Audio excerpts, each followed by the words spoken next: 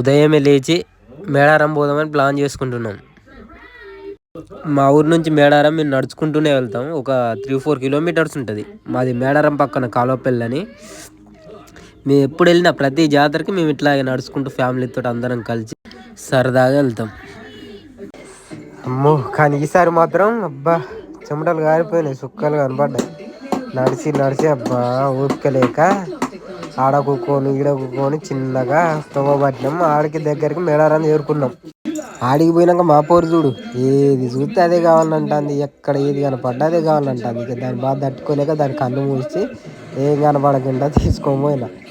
ఇక అది పక్కన పెడితే ఇక జెంటి వీళ్ళు చూసి అది ఎక్కుతా ఇది ఎక్కుతా కారు ఎక్కుతా బస్సు ఎక్కుతా లారీ ఎక్కుతా అనుకుంటుంటే లాస్ట్కు ఇక ఒక కారు తిరిగే కార్ని ఎక్కించిన. ఒకటైతే భయపడుతుందని మా చెల్లెని ఎక్కించిన తోడు.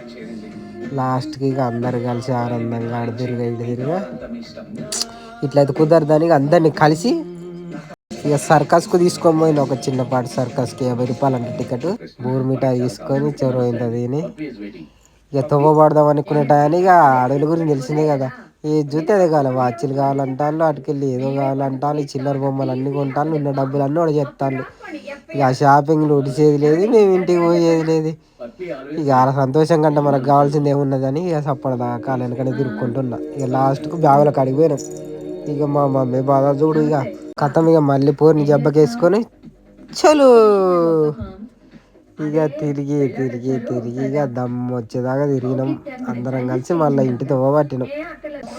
ఇక చేరుకున్నాకే ఉన్నది, మా అమ్మ చిన్నపాటి మొక్కుకున్నదంట గుండు గీకిస్తాని. నా జీవితంలో ఫస్ట్ టైం అండి గుండు గీక్కోవడైతే.